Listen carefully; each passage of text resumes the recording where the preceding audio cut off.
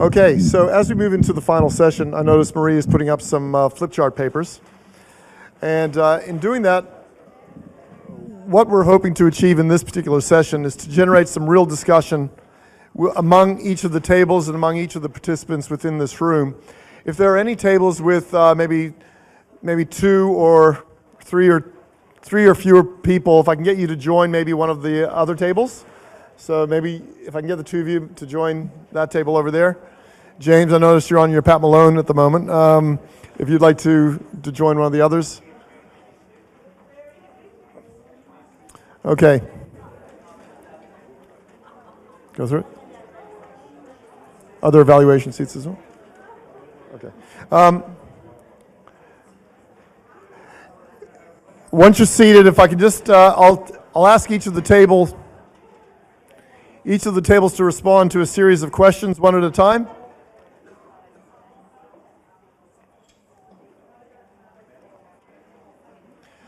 So, the first question is in the context of everything we've discussed today, as we prepare for the challenges of winter, can you describe what best practice actually looks like? Okay? So within your area, what does best practice actually look like? And if each of the tables can start writing down some responses, I'll shortly call on you for your response. Okay, ladies and gentlemen, I'm conscious of time, and I'm conscious of the fact that we have 2 other questions to get through. So what I'm going to do in a moment is I'm going to ask, if I can have your attention. One thing I will say as well, I realize that we're under time limitations, and I would encourage you all have your brochures at your table. And so don't feel as though this is the only way in which you can communicate with the department. If you have any ideas that you haven't actually been able to express, you'll notice that there's an email address at the bottom right on page 4, hsperformance@dhs.vic.gov.au. Can I encourage everyone who wants to make a comment or a suggestion to write an email, and it will definitely be collected along with all of the views that you're sharing today. I noticed this table's really getting into it, so I better not keep talking. Can I start? The way we'll do this is we'll start with the first table down this end here, and I'll get them to share maybe the top 2 ideas that you have, and then we'll just continue around the tables, anything that hasn't been said that you wish to add. So we'll start with the table down here. Folks, if I can just get you to focus on the table down the end.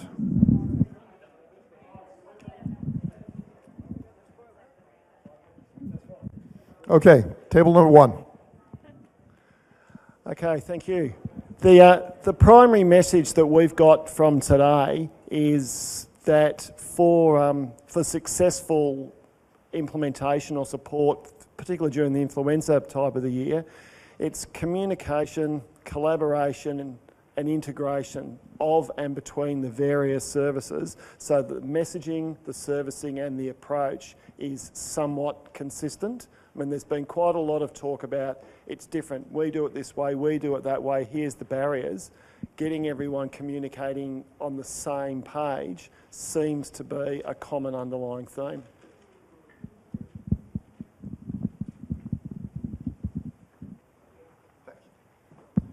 Thank you very much. We'll move on to table number 2. Who'd like to be the spokesperson for this table?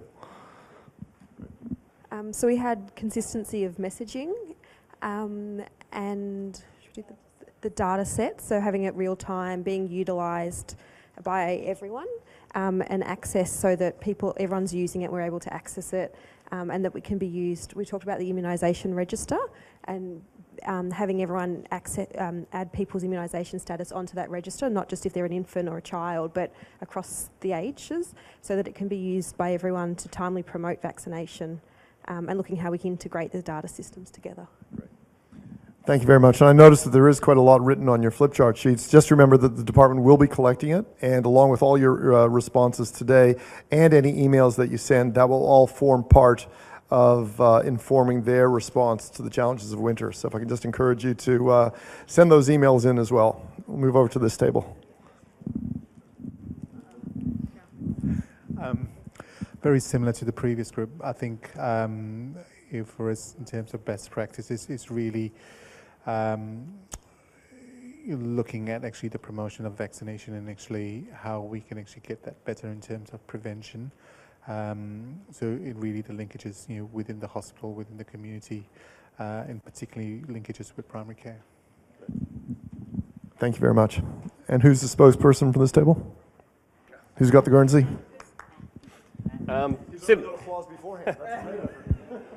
Similar to the other table, so the best practice approach we've stated is a single consolidated approach to prevention of avoidable hospital admissions through communication strategies, guidelines on the use of antivirals, vaccinations and timing, and the use of and availability of rapid testing and PCR techniques.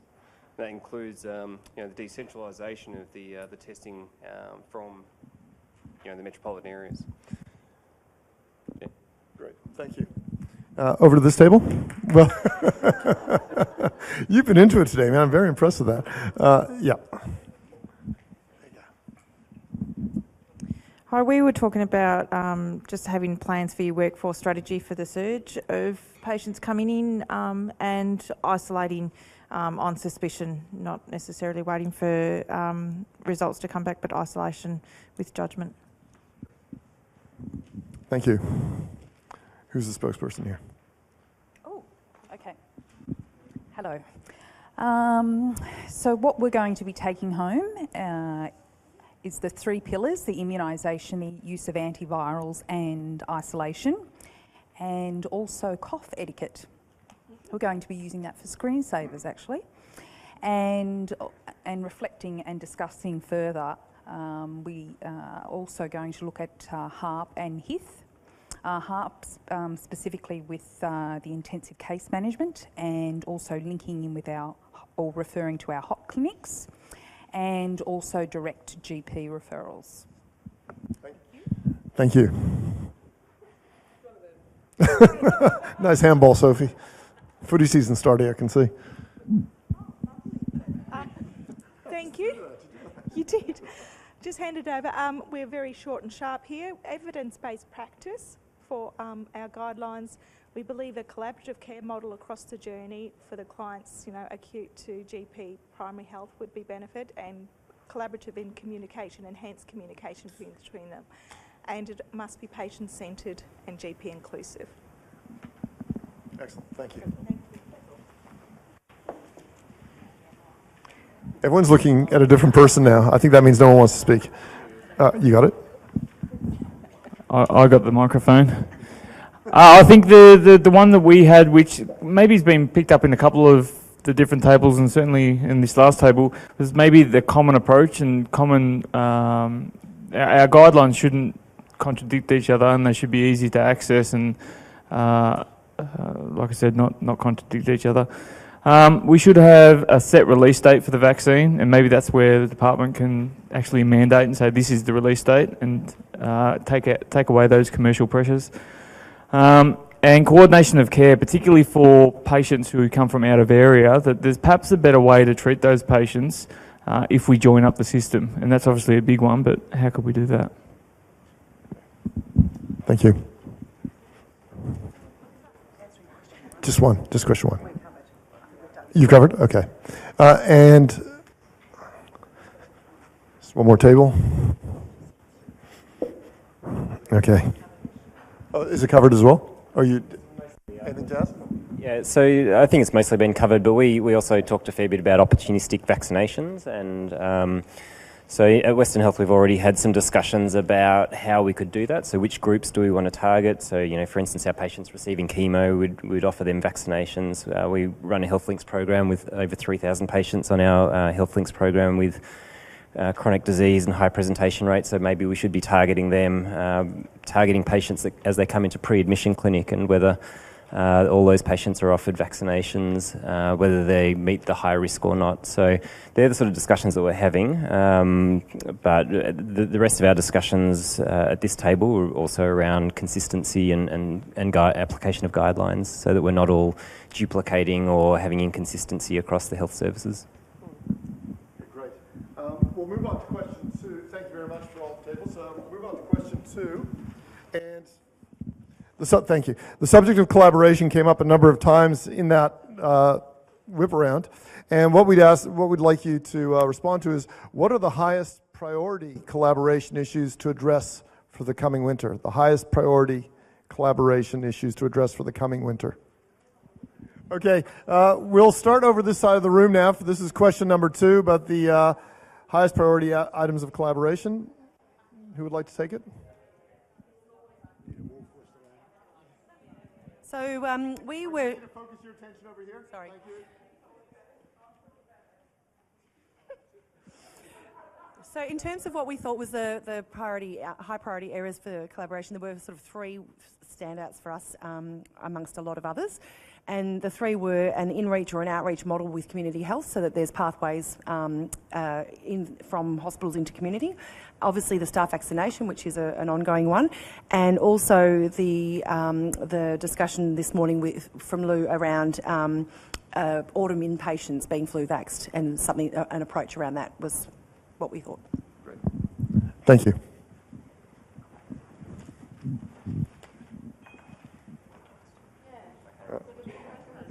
Highest priority.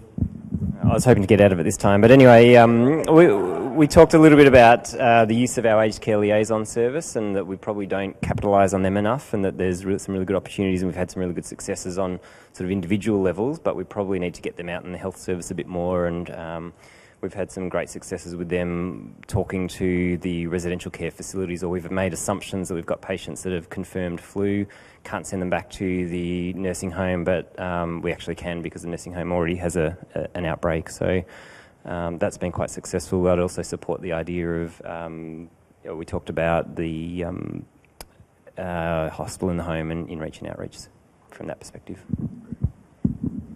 Thanks. The only other addition to what's already been discussed is just around the real-time data, so collaboration with the department around that. Who's going to speak this time? Oh, Sophie, you're handballing again. It's magnificent work. I know. Who'd like to take this? No? Okay, you got the gig again.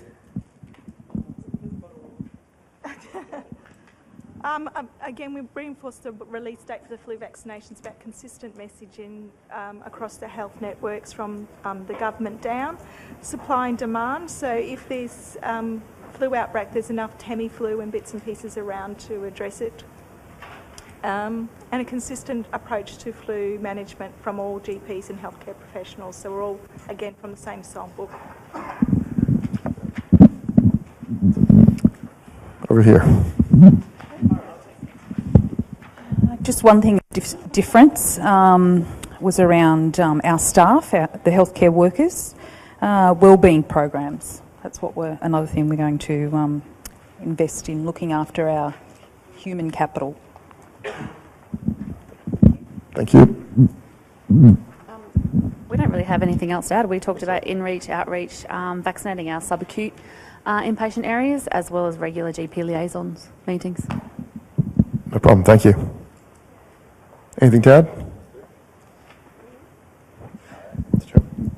Thank you. We'll talk about a few things. I think the most important thing is we have 3 pillars, but it's us. But we have to involve the community. I think that's very important, because as Sue was saying, we can do so much as health professionals, which we are improving. That's why we're here.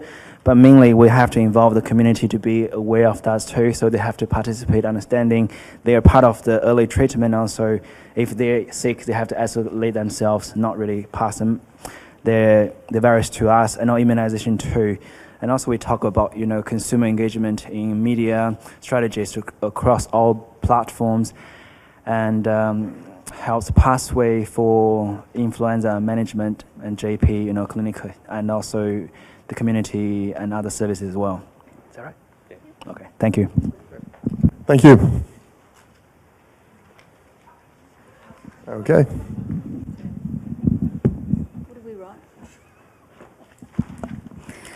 Our priorities were standardising guidelines, so we're all on the same page, and workforce strategies, so looking at keeping well, wellbeing prevention, looking at agency staff, students and capacity and reporting.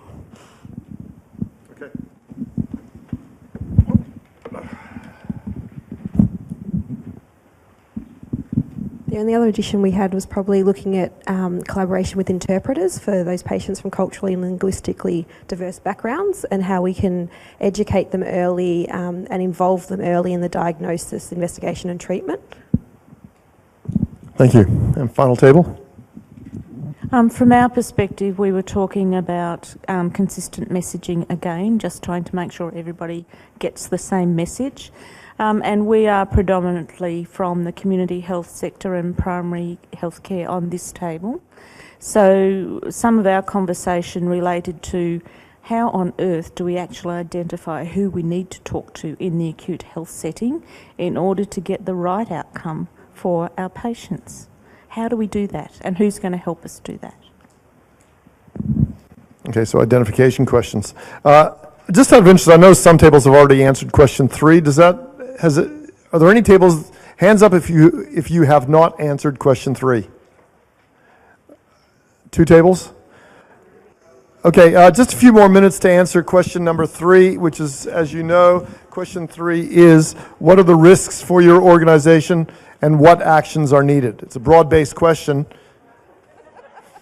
All right, folks, I'm conscious of the fact it's now 10 after 3, and we do want to get you out of here within about 5 to 7 minutes. So we'll call it there, but we'll just go through the tables, starting with the emergency department folks here from Monash Health. Thank you. So just in terms of our 3 top risks and what actions are needed. One of the risks, which is an ongoing risk, and it's not only for our health service, is about having that systems-wide approach, and that one of the mitigating factors to sort that is to actually have enough dedication to actually timely planning of whatever our approaches are going to be, or what our approach will be. The other thing that's a challenge or a risk for us is the size of both our health service and our catchment area, and the ability to actually manage the demand and manage all of the bits that are coming in, particularly over winter. And so an action for that is around coordination of care and also of interventions across our large catchment area. And that's not just for hospitals, it's for the community as well. And the third one is around the management of our demand and the perpetual issue of planned versus unplanned activity, and an ability to load level. So that's something that we're needing to action. Thank you. I'll go to the middle of the room because just move over here. Anything to add? Ours was probably more about the movement of patients between metro and rural, actually the bed blockages throughout everywhere, so it's a snowball effect that if rural send down to metro, they can't get them back and things like that. So that's a big issue, especially for the sicker respiratory patients. Thank you. Move over here.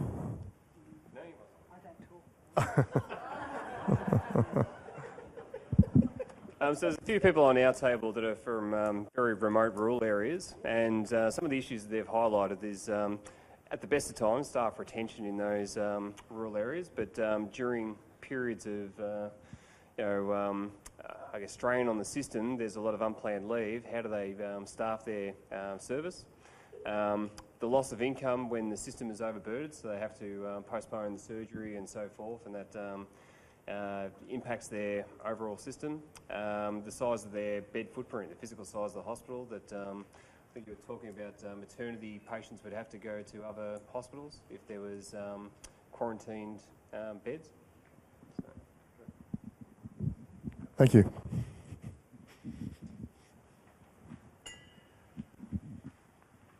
No, nothing to add? Okay. No? Yep, okay. For me at my hospital, it's finding out what we are doing, but looking at what our HARP program's doing for the chronic and complex patients, and is there a place for GP liaison to communicate with the GPs about get your patients that you're sending into us vaccinated. But also the other risks says all about all this support here on the EARS initiatives, but I don't see anything written there about more funding for EFT or anything to do with it. So just wondering about that. Okay. Anything to add? The only thing we wanted to add was, I guess, a follow on from capacity, but resourcing, particularly for our doctors, our physicians, got exam leave, and we've got unplanned leave, and we have conference leave for the European summer, all at the same time. And at the same time, our patients get sick. So maybe there's an opportunity there.